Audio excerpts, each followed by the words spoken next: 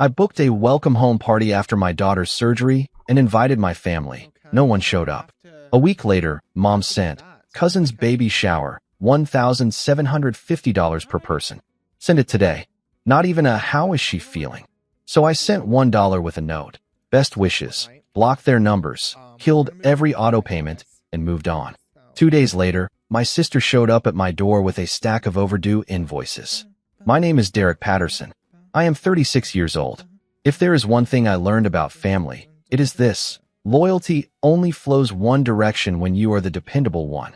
I grew up as the middle child, the quiet one who never caused trouble. My older sister Michelle was the golden child, the one who could do no wrong.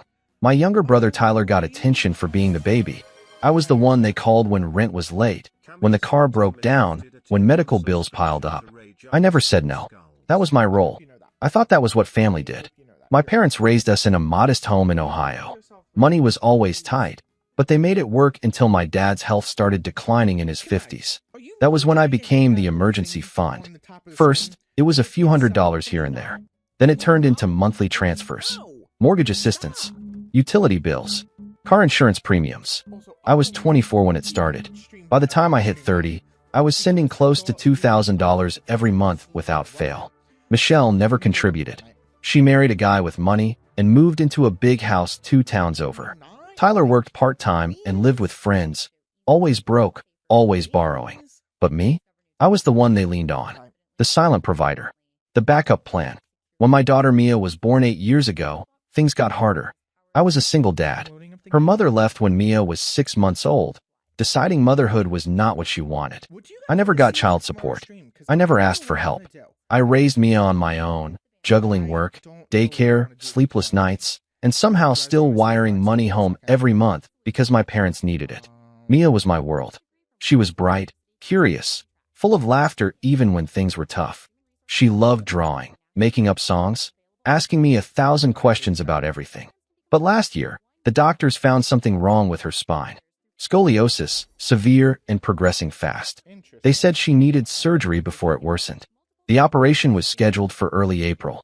I told my family about it in February. I sent a group text explaining the surgery, the recovery time, how serious it was. My mom replied with a thumbs up emoji. Michelle sent back a short message. Hope it goes well. That was it. No follow-up. No phone call. No visit. Tyler never responded at all. The surgery happened on a Tuesday morning. I sat in the waiting room for 5 hours, staring at my phone, praying. When the doctor finally came out and told me everything went fine, I cried in relief. Mia spent 3 days in the hospital. I stayed with her every night, sleeping in a chair beside her bed. She was scared, in pain, asking me when she could go home. I held her hand and promised her we would celebrate when she got out. Nobody from my family called. Not once. When we got home, Mia had to rest for weeks. She could not go to school. She could not play outside. She needed help with everything. I took time off work, barely managing bills, but I did not care. She was healing. That was all that mattered.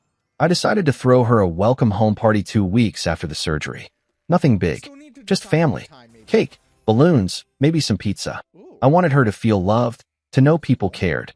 I sent a message to the family group chat a week in advance. Mia's welcome home party, Saturday at 4 p.m.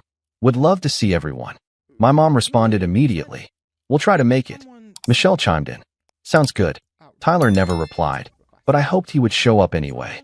Saturday came. I spent the morning cleaning the apartment, setting up decorations in the living room. Mia helped me hang streamers even though she moved slowly. She was excited. She kept asking who was coming, if Grandma would bring her famous cookies, if Aunt Michelle would play games with her. I smiled and told her yes, even though I was not sure. By 3:30, everything was ready. The cake sat on the table. Balloons floated near the couch. Mia wore her favorite dress, the blue one with stars. She sat by the window, watching for cars. 4 o'clock passed. Then 4:30. Then 5. Nobody came. Mia looked at me with confusion in her eyes. Did they forget? I did not know what to say. I checked my phone. No messages. No calls. No apologies. Just silence. By 6 o'clock, Mia stopped asking. She went to her room without a word. I heard her crying through the door. I sat alone in the living room staring at the untouched cake.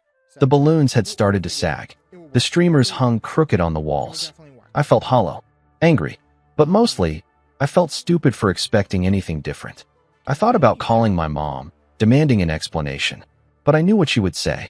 She would apologize, make an excuse, promise to visit soon. She would say Michelle got busy. Tyler forgot. It would all sound reasonable, and I would end up feeling guilty for being upset. So I did nothing. I cleaned up the decorations, wrapped the cake, and put it in the fridge. Mia stayed in her room for the rest of the night. I checked on her before bed. She was lying under her blanket, eyes open, staring at the ceiling. Her whisper cut through the silence. Do they not like me anymore? That question destroyed me. I told her they loved her, that something came up, that we would see them soon. I lied to protect her, but the truth was I did not believe my own words. The next morning, I woke up to a notification. A message in the family group chat. It was from my mom. I opened it, expecting an apology. Instead, I read this. Jessica's baby shower is next Saturday. Venue is booked. Caterer confirmed. Cost per person is $1,750. Please send your payment by Wednesday so we can finalize the head count. Excited to celebrate. I stared at the screen. $1,750 per person for a baby shower. I scrolled up, looking for any mention of Mia, any acknowledgement of the party they missed. Nothing. Not a single word. Not even a casual, sorry we couldn't make it. Michelle replied almost immediately. Already sent. Can't wait. My mom responded with a heart emoji. Tyler chimed in. I'll send mine tonight. I sat there feeling something cold settle in my chest. They had money for a baby shower. They had time to plan it, to confirm venues and caterers. But they could not show up for my daughter. They could not send a text asking how she was doing. They did not even pretend to care. I typed a response, then deleted it. I typed another, deleted that too. My hands were shaking. I wanted to scream at them, to ask what kind of people they were. But I knew it would not matter. They would gaslight me, tell me I was overreacting, make me the villain for questioning them. Instead, I opened my payment app. I selected my mom's profile. I typed in the amount, $1. In the notes section, I wrote 2 words. Best wishes. I hit send. Then I went to my contacts. One by one, I blocked every number. My mom, my dad, Michelle, Tyler, all of them. I did not hesitate. I did not second guess. I just did it. Next, I opened my banking app. I pulled up the list of automatic payments I had been making for the past 12 years. Mortgage assistance for my parents. $450 every month. Utilities. $230. Car insurance for my dad. $320. Internet and phone bill. $150. Streaming services they used. $60. Groceries delivered to their house twice a month. Another $300. Health insurance premium assistance. $890. I calculated it quickly. $2,300. Every single month. For years, I canceled every single one. The app asked me to confirm each cancellation. I clicked yes without hesitation. Mortgage payment? Canceled. Utilities? Canceled. Car insurance? Canceled. All of it. Gone. When I finished, I set my phone down and stared at the ceiling. I felt nothing. No guilt. No regret. Just a strange sense of calm. 2 days passed. I heard nothing from them, which was not surprising since I had blocked their numbers. I assumed the payments had not bounced yet, or maybe they had not noticed. Either way, I did not care. On the 3rd day, someone knocked on my door. I opened it. Michelle stood there, holding a stack of papers. Her face was red, her jaw tight. She shoved the papers toward me without saying hello. What the hell is this? I looked down at the papers in her hands. Overdue notices. Disconnection warnings. A mortgage payment reminder stamped with red ink. A utility company notice threatening service cutoff. An insurance cancellation letter. I did not take the papers. I just stood there, blocking the doorway, staring at her. Michelle's voice rose. You stopped everything. Mom and Dad's mortgage bounced. The power company sent a shut-off notice. Their car insurance got canceled. What is wrong with you? I still did not say anything. I just watched her, waiting for her to finish. She kept going, her voice sharper now. You can't just do this. They're counting on you. You know Dad's health isn't great. Mom can't handle this stress. You're putting them in danger over what? Some stupid grudge. That word. Grudge. I almost laughed. Almost. But I did not. I just stood there, letting her words bounce off me like rain on glass. She finally stopped talking, breathing hard, waiting for me to respond. I looked past her, down the hallway, toward the stairs. I wondered if my parents had sent her, or if she came on her own. Either way, it did not matter. I stepped back and started to close the door. Michelle shoved her foot in the gap. "Derek, don't you dare walk away from this." I looked at her foot, then at her face. For the first time in years, I felt no guilt, no obligation, no family weight pressing down on me. Just clarity. "Take your foot out of my door." She blinked, surprised. I never spoke to her like that. I never pushed back. But this time, I meant it. She hesitated, then pulled her foot back. I closed the door without another word. I heard her yelling through the door, her voice muffled but still angry. I did not listen. I walked back to the living room and sat down on the couch. Mia was at school. The apartment was quiet, peaceful. For the first time in weeks, I did not feel guilty. I thought about all the years I spent wiring money home. All the times I went without so they could have more. The vacations I skipped. The things I did not buy for Mia because I was too busy funding their lives. The birthdays they forgot. The milestones they ignored. The surgery they did not ask about. And I thought about that message. That group chat demanding $1,750 for a baby shower. Not a word about Mia. Not a single acknowledgement of what she went through. Just entitlement. Just expectation. Just take. I pulled out my phone and looked at the blocked contacts. I felt no urge to unblock them. No desire to explain myself. They did not deserve an explanation. They knew exactly what they did. They knew they abandoned Mia. They knew they took me for granted. They just did not care until the money stopped. That night, I made dinner for Mia. Spaghetti, her favorite. She told me about her day at school, about a drawing she made in art class, about a friend who shared her snacks. She smiled more than she had in weeks. I smiled too. For the first time in a long time, I felt like I could breathe. 3 days after Michelle showed up at my door, I received an email. It was from my dad. The subject line read, "We need to talk." I did not open it. Instead, I logged into my bank account and reviewed the cancellations I had made. Every single one had processed. The mortgage payment that was supposed to go through on the 15th? Canceled. The utility auto pay scheduled for the 20th? Canceled. The car insurance renewal? Canceled. The internet bill? Canceled. I created a spreadsheet. I listed every payment I had been making for the past 12 years. I added up the totals, month by month, year by year. The number came to $276,000. That was how much I had sent them since I turned 24. $250,000. I stared at that number for a long time. I thought about what I could have done with that money.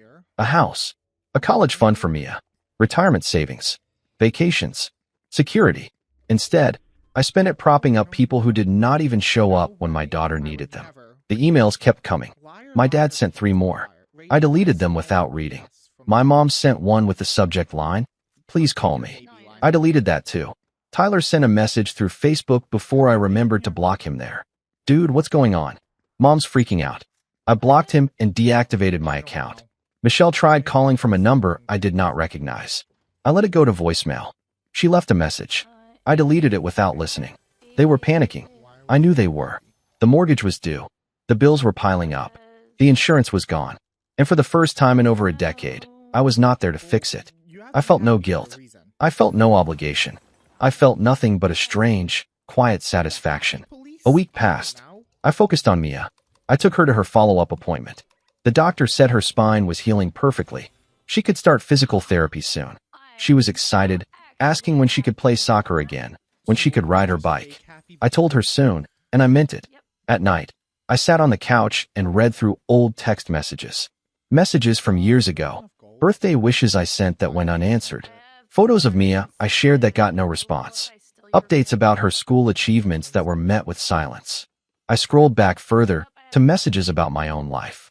Job promotions. Apartment moves. Difficult days. Nothing. No congratulations. No support.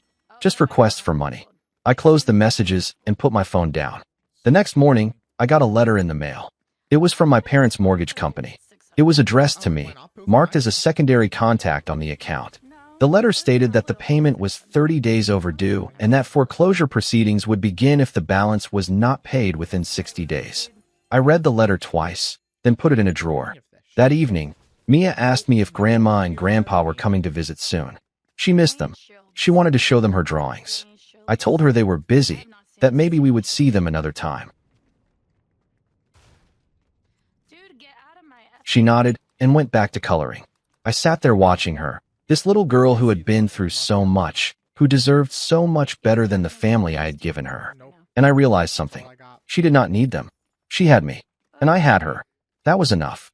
The people who could not show up for her recovery party did not deserve a place in her life. They did not deserve access to her love, her trust, her joy, and they definitely did not deserve another dollar from me. 2 weeks after I canceled the payments, my mom showed up.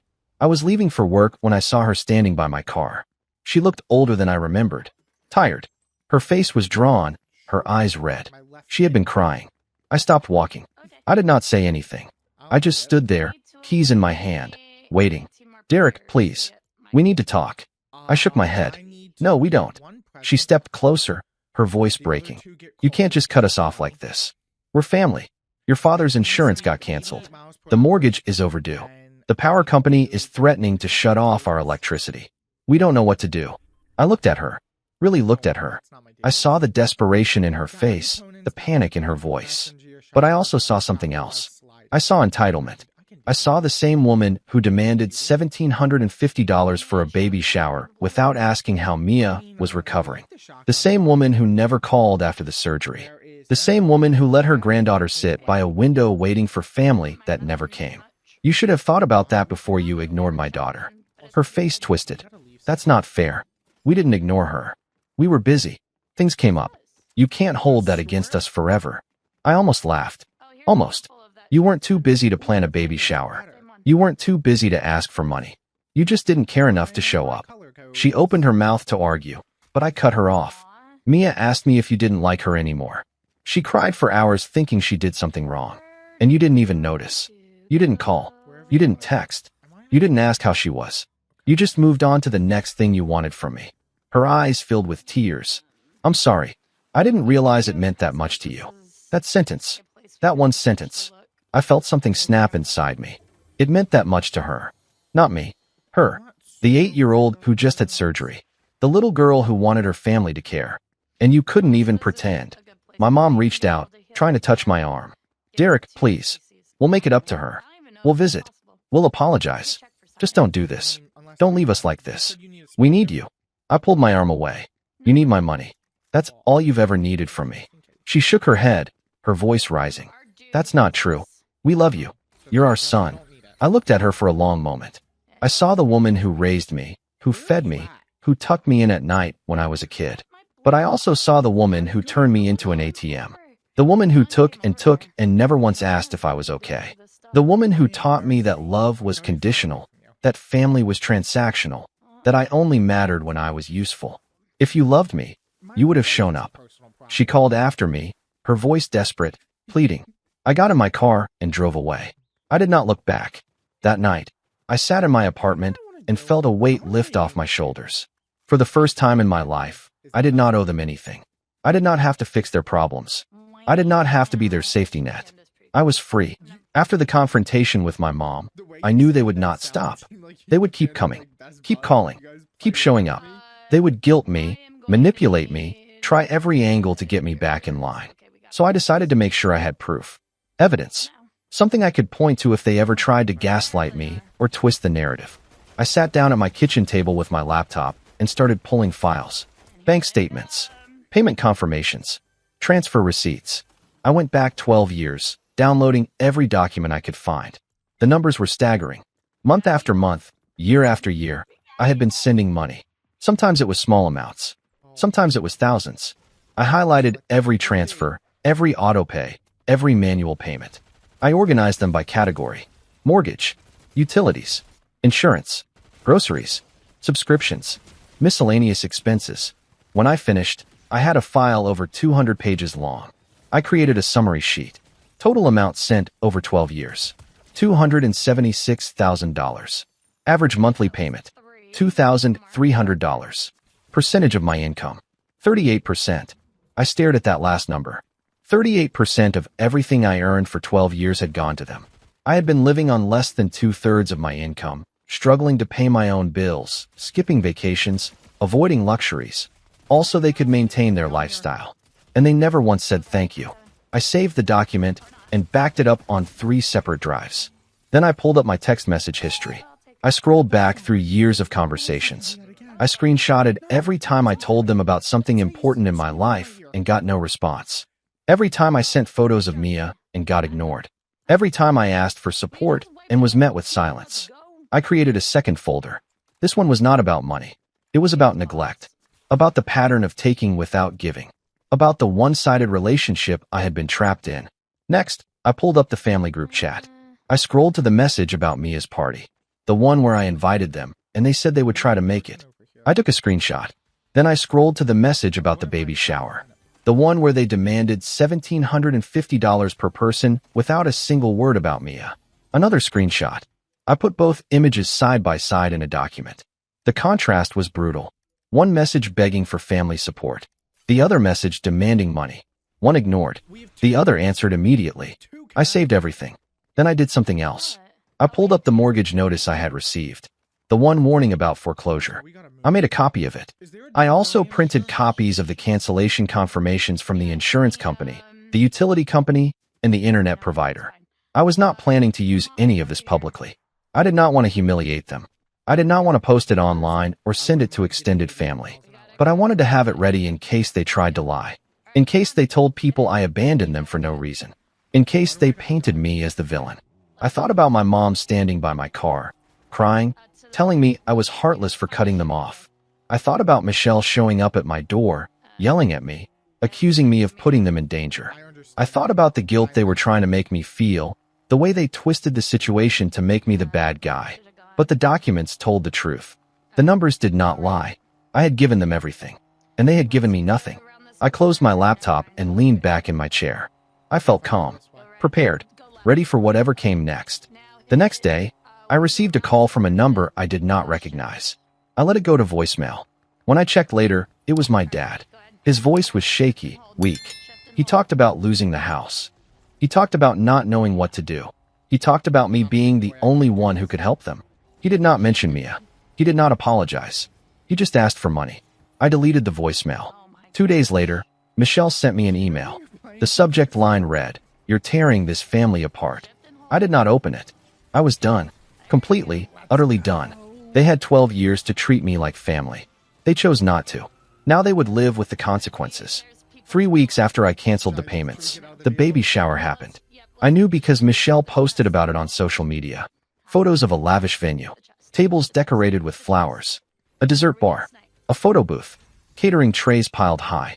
Everything looked expensive. Everything looked perfect. I scrolled through the photos. My mom was there, smiling. My dad was there, looking healthier than he claimed to be. Tyler was there, dressed in a button-down shirt, holding a drink. The whole family was there. Cousins, aunts, uncles, everyone. Everyone except me. Everyone except Mia. I zoomed in on one photo. Michelle stood next to Jessica, the pregnant cousin. They were holding champagne glasses, laughing. In the background, I could see a banner that read, "Worth every penny." I stared at that banner for a long time. Worth every penny. $1,750 per person. For a baby shower. Meanwhile, they were crying poverty to me, begging me to restore payments, claiming they could not afford their mortgage. I took a screenshot of the photos. Then I did something I had been considering for days. I unblocked the family group chat. I did not send a message. I just watched. Within minutes, Michelle posted in the group. "Best day ever. Thank you everyone for making Jessica's shower so special." My mom replied with a string of heart emojis. Tyler commented, "Epic party. Worth it." I sat there staring at the screen, feeling that cold calm settle over me again. Then I typed, "Glad you all could make it to this. Wish you could have made it to Mia's welcome home party 3 weeks ago." I hit send. The chat went silent. No one responded. No typing bubbles. Just dead air. I waited 30 seconds. Then I sent another message. "Since we're celebrating, here's something worth sharing." I attached the document I had created. The summary of every payment I had made over 12 years. $276,000. Highlighted. Itemized. Dated. Then I sent the side-by-side screenshots. The message about Mia's party. The message demanding money for the baby shower. I wrote one more line. "You had money for this. You had time for this.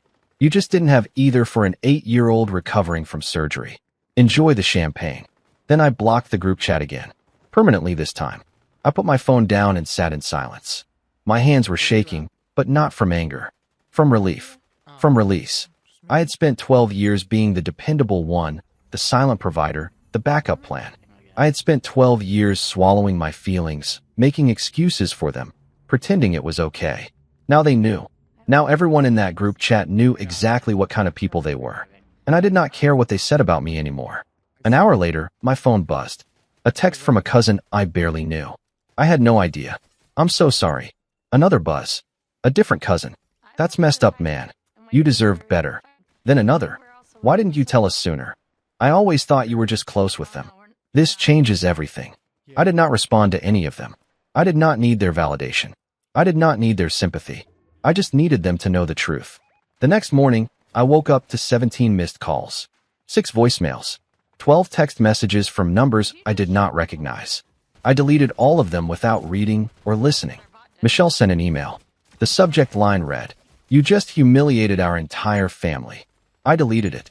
My mom tried to reach me through Facebook, Instagram, even LinkedIn. I blocked her on every platform. Tyler created a burner email and sent me a message that started with, "You're a selfish piece of garbage." I marked it as spam. They could scream into the void all they wanted. I was not listening anymore. 6 months later, I moved. Mia and I found a smaller apartment across town. It was quieter, safer, farther away from the chaos I had left behind. She loved it. Her room had big windows that let in morning light. She decorated it with her drawings, covering the walls with color. Her recovery was complete. She was back in school, playing with friends, riding her bike. The surgery scar on her back was just a thin line now, barely visible. She never asked about my family anymore. She stopped mentioning them after the second month. I think she understood, in her own way, that they were not part of our lives anymore. I heard things through the grapevine. Cousins who reached out to check on me told me stories. My parents had to sell the house.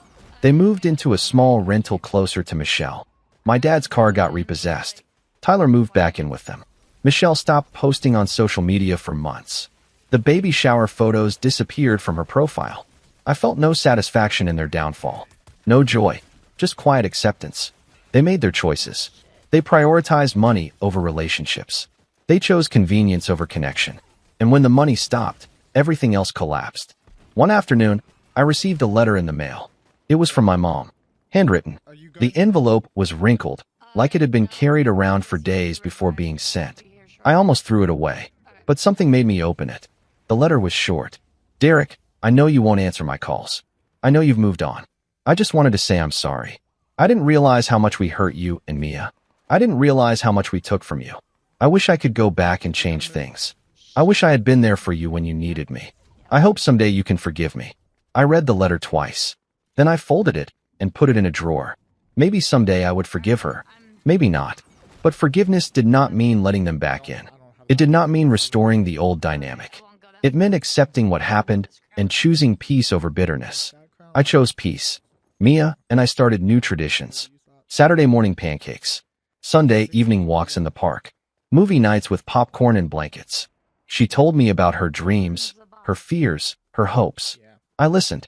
I was present. I was there. That was all she ever needed. Not a big family. Not expensive gatherings. Just someone who showed up. I thought about the welcome home party sometimes. The empty living room. The untouched cake. Mia sitting by the window, waiting. I thought about how small she looked, how her voice cracked when she asked if they still liked her. And I thought about the choice I made. To walk away. To protect her. To stop pretending that blood made people family. Family was not about obligation. It was not about money. It was not about tradition or expectation. Family was about showing up. About caring. About being there when it mattered. And I was there. Every single day. One evening, Mia and I sat on the couch watching a movie.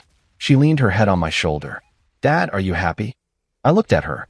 This brave, beautiful little girl who had been through so much. This kid who deserved the world. "Yeah, kiddo. I really am." And I meant it.